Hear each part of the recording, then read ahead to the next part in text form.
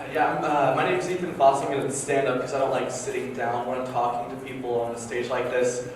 I have a kind of a wide variety of experience. When I was 16, I got into the political realm. I worked for various different organizations as an intern and as an actual employee.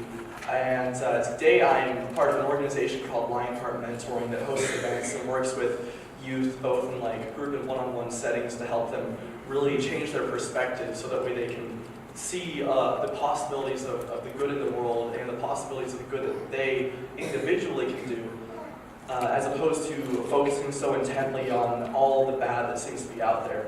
It was mentioned in the last panel how it seems like the focus of social media and the news seems to be so negative. And so that has affected my generation quite a bit. But the cool thing is that it doesn't have to be like that. See, the question of this panel is good citizenship, and so because of my kind of varied experiences, I have a little bit of a unique perspective.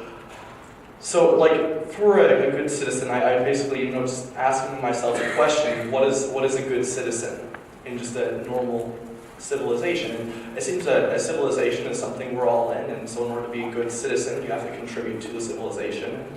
It seems to me that in order to be a good citizen, that essentially means being a good person. But then you get into the ballpark of what does being a good person even mean?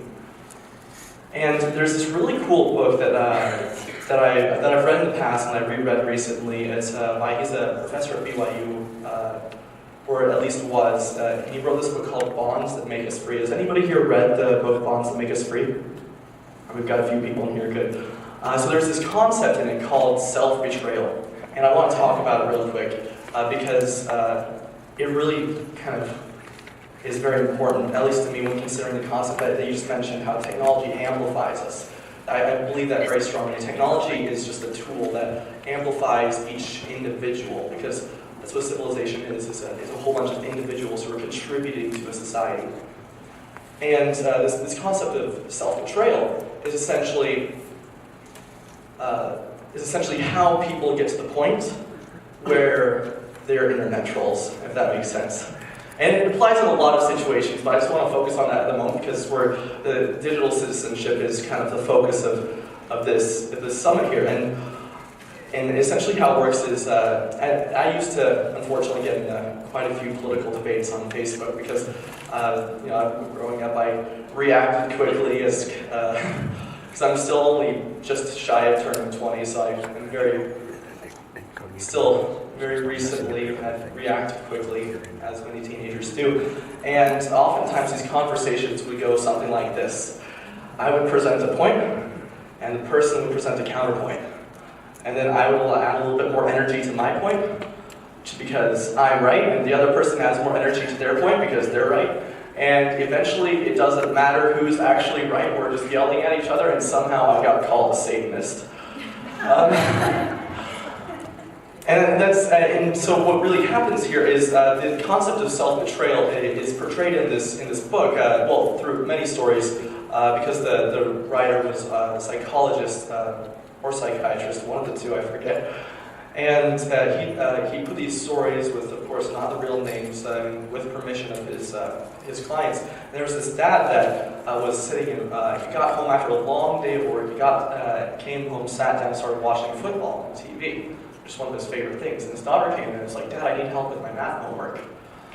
And he's like, "Not now, go ask for your brother." She left and came back. He's like, he can't help me, I need your help with this math homework.